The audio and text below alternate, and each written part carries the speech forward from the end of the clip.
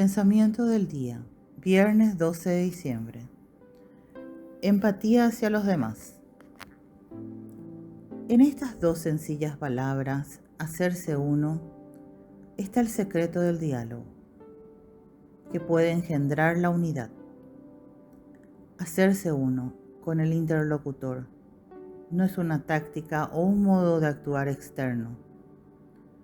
No es solo una actitud de benevolencia, de apertura y de respeto, o ausencia de prejuicios. Es todo eso, sí, pero con algo más. Esta práctica de hacerse uno exige el vacío completo de uno mismo. Quitarnos de la cabeza las ideas, del corazón los afectos, de la voluntad, de todas las cosas, para identificarnos con el otro.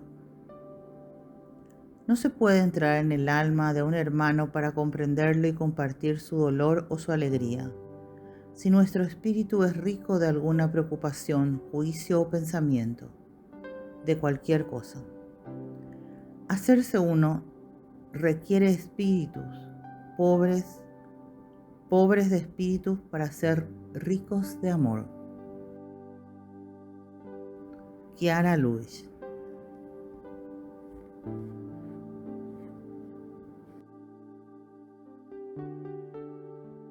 Palabra de vida. Diciembre de 2025. Los confines de la tierra verán la salvación de nuestro Dios. Isaías, capítulo 52, versículo 10.